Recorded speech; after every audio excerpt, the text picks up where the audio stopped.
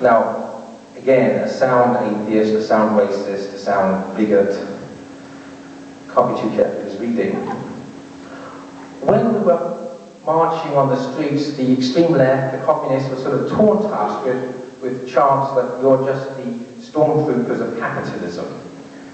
Now, my attitude was, that I might despise communism, but it doesn't mean I want the world to be run by multinational corporations or a globalized world economy or what have you.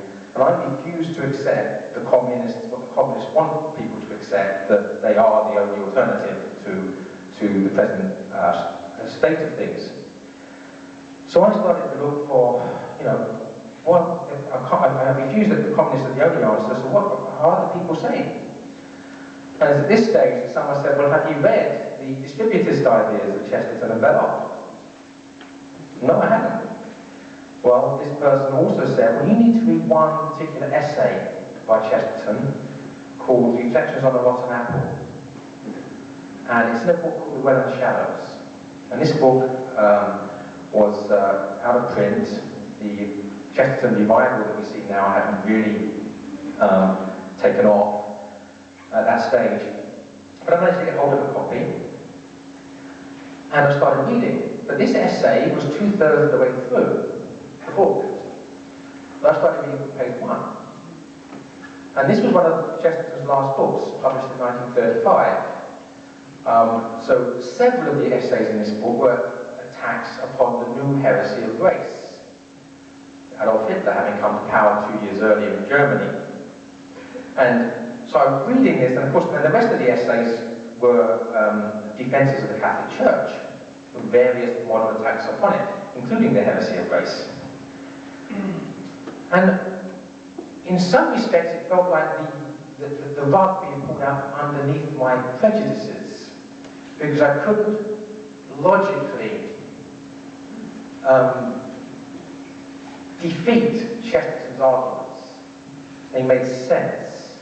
And what was more, and what was worse from my racist perspective, was that I actually liked Chesterton. Something about Chesterton, he sort of emerges from the page. He sort of is almost like you're present with him when you're reading. And I like this man. And about the time I was reading that book, very shortly thereafter, the Jehovah's Witness knocked on my door. I was living in South London at the time. And I decided that for fun, intellectual exercise, and rather than ask him to go away, I would pretend I was a Catholic. which was actually very provocative for him, because he was an apostate. He was actually brought up Catholic and was now, a Jehovah's Witness. So we were going at it hammer and tongs, and I was using all these arguments that I just picked up from Chesterton. I knew nothing about the politics of Ireland in this book, but it was sufficient that by the end of the discussion, I was convinced that I had won. Now, obviously, I hadn't won, Chesterton had won. I'm not arrogant enough to believe that Jehovah's Witness could have won, but I was convinced that I'd won. So this was the beginning then, and then thereafter I wanted to read everything I could by Chesterton. I just looked through, in those days, as I said, before this great Chesterton revival we see now, Chesterton's books were nickel out of print, but you could get them for 20 pence in second-hand bookshops. That you pick up most of Chesterton's books and just looking around bookshops in about a year, because people, the old generation had died, leaving the books they just got rid of and being sold off cheaply. So I had everything by Chesterton I'd get my hands on, and then from Chesterton I discovered Belloc and Newman. I read Newman's Apologia and Loss and Gain fairly early on. And Lewis, the reason I discovered Lewis, that quote about sound atheist, actually I was browsing through a second-hand bookshop, and the name C.S. Lewis, I thought, I know that. I know the name, and somewhere I've heard about him in a positive perspective, a positive light. So I picked up the book, and I did the way the acid test, the litmus test for me was to, what did this person think of Chesterton? If he likes Chesterton, he's a good chap. So I picked up Surprised by Joy and browsed through the index for G.K. Chesterton, and there are 2 references to Chesterton in that book. The second of which is this thing about the sound atheist. So I thought, well, it sounds like C.S. Lewis is a good man. I bought that book, and that began my love affair with C.S. Lewis. So of course you're reading all of this, and this was between the two prison sentences, which is why in the second prison sentence I was not anywhere near as defiant. And I first read The Lord of the Rings in prison during the second sentence.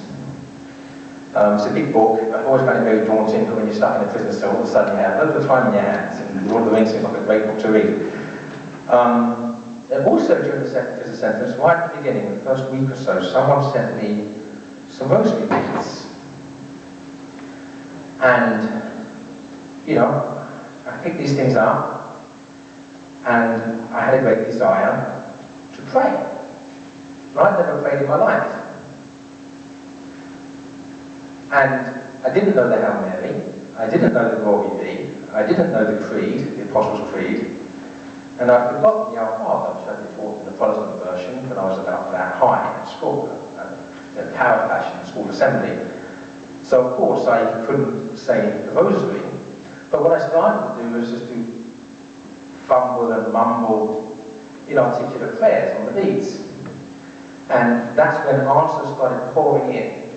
And it was in a prison cell there that I suppose people asked me, was your conversion sort of a St. Paul on the road to Damascus, a sudden, all of a sudden thing, or was it like St. Augustine? And I normally say it's more like St. Augustine, it was more like a healing process. But there were moments, I mean, first reading Chesterton, as I've just said, and then this not saying the Rosary, praying with the Rosary for the first time in my life in the prison cell was another moment. I first started going to Mass in prison. So what was happening, in fact, the whole of the 1980s was what I call an arm wrestle within my heart and head, wherever these things are. Between the old, bigoted, anti-Catholic, racist worldview that was all that I knew when I was 18, 19, and this new Catholic worldview that I was getting from Belloc, Chesterton, Newman, etc. And so this healing process, this arm wrestle went on for the whole of the 1980s, and I was received into the Catholic Church on St. Joseph's Day, 1989. And those of you that have seen me, whether this is your first time, whether you were here last year for the Shakespeare conference, will know that I'm seldom lost for words. In fact, keeping me quiet is the usual problem. But at this reception, unbeknownst to me, the same priest from Nova Scotia that I mentioned, had arranged to have a reception for me afterwards, and I had a cake with a welcome Joseph or something on it. And they asked me to make a speech.